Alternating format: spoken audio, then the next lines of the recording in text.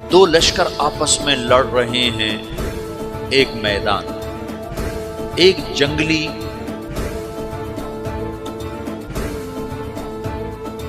بدوؤں کا قافلہ، جنگل کے لوگ اپنے قبیلے کو لے کر، ایک جنگلی قبیلہ اپنے سردار کے ساتھ نقل مکانی کر رہا ہے ایک جگہ سے دوسری جگہ۔ اللہ کا نظام کہ یہ لوگ چلتے چلتے چلتے اس وادی میں پہنچ گئے جہاں جنگ ہو رہی ہے، دو لشکر آپس میں لڑ رہے ہیں۔ جب یہ وہاں پہنچتے ہیں تو ایک لشکر کے قدم اکھڑ رہے ہیں اور دوسرا غالب آ رہا ہے۔ ان کو نہیں پتا شکست کھانے والے کون ہیں اور فتح پانے والے کون ہیں، ان کو نہیں پتا۔ اس جنگلی قبیلے کے سردار کا نام بھی تغرل ہے، تغرل۔ تو یہ سردار کہتا ہے جو شکست کھا رہے ہیں ان کی مدد کرو، کچھ پتہ نہیں کون ہے، کہتا جو شکست کھا رہے ہیں ان کی مدد کرو۔ تو 400 وحشی جنگلیوں نے فاتح لشکر کے پیچھے حملہ کر دیا۔ تو ایک کافی ہوتا تو 400 دوڑ جب تلواریں پڑیں تو چند لمحوں میں نقشہ بدل گیا، بھاگنے والے جم گئے اور جمنے والے بھاگ پڑے۔ جب جنگ ختم ہوئی تو شکست خوردہ لشکر کے بادشاہ نے ان کو بلایا، اسے پوچھتا ہے مجھے جانتے ہو میں کون ہوں؟ کہا نہیں۔ کہا تو تم نے میری مدد کیوں کی؟ کہا انسانی ہمدردی کی وجہ سے، تمہیں شکست ہو رہی تھی اس لیے تمہاری مدد کی۔ پھر اس نے اپنا تعارف کرایا، میں ہوں سلیمان سلجوقی، ترکی کا بادشاہ۔ مسلمانوں کا لشکر تھا اور تاتاریوں سے شکست کھا رہا تھا، تاتاری فتح پا رہے تھے، مسلمان شکست کھا رہے تھے۔ تو وہ اللہ کی غیبی مدد بن کر آئے۔ تو وہ اس سے کہتا ہے میرے ساتھ رہنا پسند کرو، تم نے میرے اوپر احسان کیا ہے، میں اس کا بدلہ دینا چاہتا ہوں، میرے ساتھ رہنا پسند کرو؟ کہنے کا کر لوں گا۔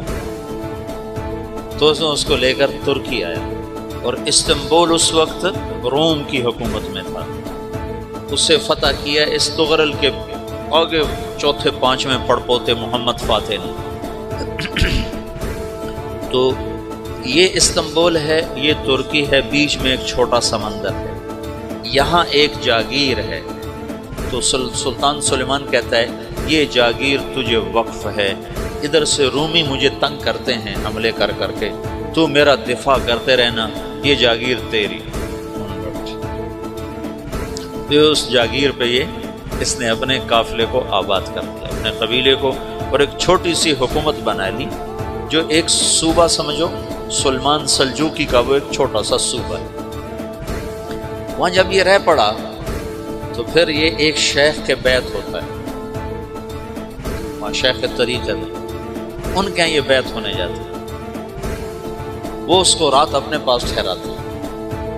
تو ایک کمرے میں ان کو ان کا خادم ٹھہراتا ہے۔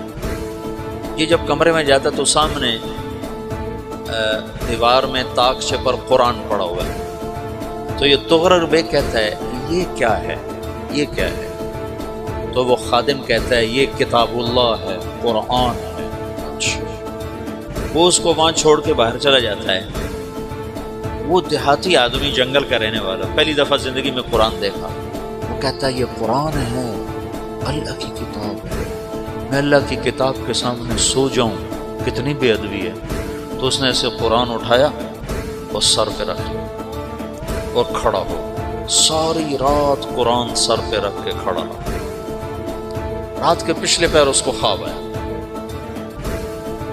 کھڑے کھڑے اس نے دیکھا کہ اس کی پشت سے ایک چاند نکلا اور شیخ کی بیٹی کے سینے میں جا کے اتر گیا۔ پھر اس لڑکی کے سینے سے ایک درخت نکلا جو پھیلتے پھیلتے پھیلتے 3 بر اعظم پہ چھا گیا، افریقہ پر، یورپ پر، ایشیا پر۔ پھر اس کی آنکھ کھل گئی، وہ کھڑا ہوا ہے۔ تو اس نے صبح یہ خواب اپنے شیخ کو سنایا، تو انہوں نے اپنی بیٹی اس کے نکاح میں دی تھی۔ اس بیٹی سے ایک بچہ پیدا ہوا، تغرل بیگ نے اس کا نام رکھا عثمان، عثمانی ترک نام سنو، جو میں نے کل بتایا تھا کہ 1924 میں وہ خلافت ختم ہوئی۔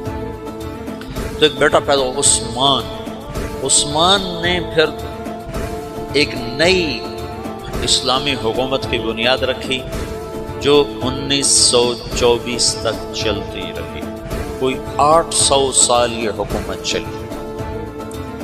تو حکومت کا شیرازہ بکھرا لیکن پھر جڑ جاتا تھا، اور وہ قرن اول والا جوڑ کبھی نہ پیدا ہوا، ٹکڑے بن گئے۔ ان ٹکڑوں میں اللہ لوگ پیدا کرتا رہا جو دعوت دے